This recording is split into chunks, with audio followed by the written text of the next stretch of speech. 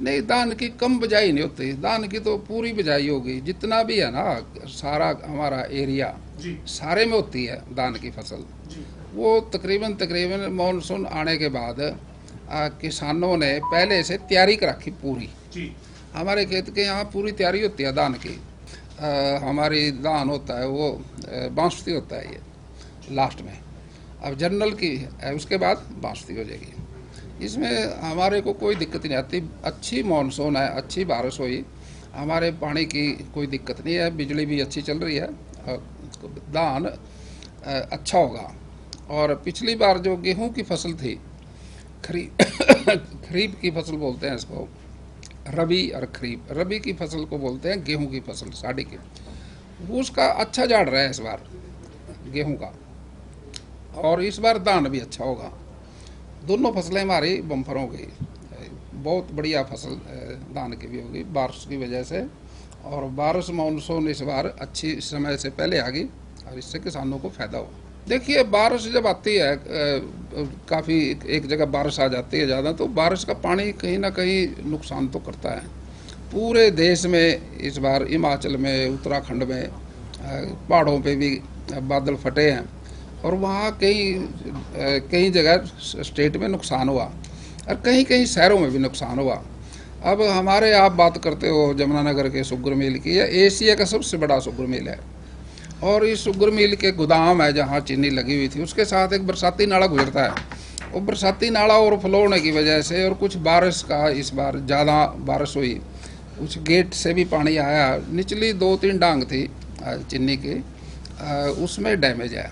और वो तकरीबन मेरी बात हुई शुगर मिल के अधिकारियों से, वो 3-4 डांग में नुकसान जो है वो 10 करोड़ के आसपास है, और उसका बीमा भी है।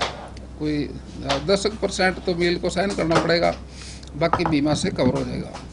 लेकिन जो गोडाउन है वो पुराने बने हुए हैं, उनका लेवल अगर वो ऊपर उठा लें तो आने वाले समय के लिए कोई नुकसान फिर नहीं होगा बारिश से। देखिए, जांच तो वो खुद मालिक वही मौके पे हैं सारे। वो कोई ये बरसात के पानी की वजह से हुआ, और इसकी अपने हमारे वहाँ अधिकारी हैं, वो भी जांच करेंगे। शुगर मिल के अधिकारी भी जिम्मेदार हैं भाई, किस वक्त किस वजह से वो नाला और फ्लो है, और उसमें कोई साफ़ सफाई की दिक्कत थी या कोई ज़्यादा पानी आने की वजह से हुआ, वो जानकारी ले लेंगे उनसे। देखिए, बिजली का हमारे को 24 घंटे मिलती है। पहले तो दिक्कत थी बिजली की, एग्रीकल्चर की बिजली में भी दिक्कत आती थी, जो हमारे डोमेस्टिक है इसमें भी दिक्कत आती थी। लेकिन मनोहर लाल खट्टर जी ने बिजली के नुकसान को सरकार के माध्यम से पूरा किया था। उनको कोशिश की भी, इंडिपेंडेंट ये बोर्ड है, तो मैं समझता हूँ भाई बिजली किसान को मिल रही है पूरी, और गांव के लोगों को भी पूरी मिल रही है। अपना डिपार्टमेंट है, किसी तरह से कोई अगर वो रेट बढ़ाता है तो इतनी ज़्यादा मात्रा में तो नहीं करता, लेकिन हर चीज़ के रेट बढ़ते रहते हैं, जैसे फसल के भी दाम बढ़ते हैं। और मैं समझता हूँ भाई हर चीज़ का दाम बढ़ता है, तो इसलिए बिजली के डिपार्टमेंट की तरफ से भी कोई दाम बढ़ाए हैं, वो तो एक प्रोसेस है। नहीं, हमारा तो एमएसपी है। कोई सूरजमुखी की, सरसों की, गेहूं की, हर फसल के हमारा एमएसपी है। और एमएसपी बिकता है, कोई कम रेट पे तो बिकता नहीं, सरकारी रेट पे बिकता है। कुछ प्राइवेट कुछ रेट से ज़्यादा खरीद लेते हैं, वो अलग बात है, लेकिन सरकार की तरफ से पूरा इंतजाम है। ये अभी जो संगठन है ना, संगठन बनता है मेंबरशिप से। एक्चुअली सच्चाई क्या है, जो संगठन के आदमी है, जो संगठन को मेरे रहे हैं, संगठन का पालन किया उन्होंने, सदस्यता की है, पहले सदस्यता होती है। अब जो सदस्यता होगी, कोई कितनी सदस्यता करेगा, कोई 50 करेगा, कोई 20 करेगा, कोई 100 करेगा, कोई 200 करेगा, वो सदस्यता के आधार पे सक्रिय सदस्य बनते हैं, और सक्रिय सदस्य की फिर वोट बन जाती है। वो अपने विधानसभा के अंदर जो उसके मंडल है या विधानसभा है, वहाँ उसके जरिए से संगठन का चुनाव होता है। हल्के का, मंडल का, वहाँ संगठन बनता है पहले। जब वो हल्के का संगठन बनता है तो उसके बाद फिर जिले का बनता है, और जिले के बाद फिर प्रदेश का बनता है, और प्रदेश के बाद फिर देश का बनता है। अब दो जो निचला स्तर है उसका, गांव का जो सदस्यता बननी थी वही नहीं है, उसका आधार ही नहीं है। अब नॉमिनेट करने उन्होंने, अब नॉमिनेट करेंगे तो किसको करेंगे, वहाँ गुटबंदी है। अगर किसी एक गुटबंदी का करेंगे तो दूसरा नाराज होगा, दूसरा नाराज होगा तो फिर कोई पहला नाराज हो जाएगा। अगर बेसिकली वो सदस्यता करते हैं निचले ग्राउंड लेवल पे गांव के अंदर, फिर कोई झगड़ा नहीं होगा। अब झगड़े का कारण तो ये है अभी उनके सदस्य ही नहीं है कांग्रेस के। अब बीजेपी का संगठन कहाँ से शुरू है, हर कार्यकर्ता ने सदस्यता बनाई है। मैं एमएलए हूँ, मैंने पहले सदस्यता की, अपने उसका बूथ का संगठन बनाया, बूथ के संगठन के बाद फिर अपने मंडल का संगठन बनाया, मंडल के बाद फिर अपने जिले का बनाया, जिले के बाद फिर प्रदेश का बनाया। अब बीच में से किसी चीज़ को शुरू करोगे आप, ना तो नीचे से शुरू किया ना ऊपर से शुरू किया, अब सेंटर से कर रहे हैं। तो इसलिए मैंने कहा था, अब आप जून की बात करते हो, अब जून आए, जुलाई आए, अगस्त आए, कुछ भी आए, संगठन बनेगा ही नहीं। अब कितनी गर्मी थी, अब जब हम कभी दिल्ली जाते थे या किसी पत्रकार भाई हमारा पूछता था, राणा जी इतनी गर्मी में खेती कैसे होगी, हमारे से सवाल पूछते थे। हम ये कहते थे ये करसा है, करसा के 4 महीने गर्मी के होते हैं, उसमें तो गर्मी पड़ेगी, अगर उसमें गर्मी ना पड़े तो फिर बारिश नहीं होगी। इसका लिंक है एक दूसरे से, जितनी ज़्यादा तपत होगी उतनी ज़्यादा अच्छी बारिश होगी। अब करसा तो खत्म होगी, 4 महीने गर्मी के खत्म हो गए।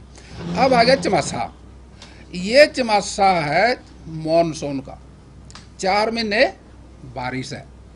अब ये बारिश आएगी तो पानी तो होगा, पानी होगा तो पानी इकट्ठा होगा, कहीं ज़्यादा होगी कहीं कम होगी। अब सारा प्रकृति को ये जो हिमाचल है, उत्तराखंड है, चाइना है, दुनिया के कितने देश हैं, आप टीवी देखते हो, अब बारिश में अब प्रकृति प्रकोप तो आएगा।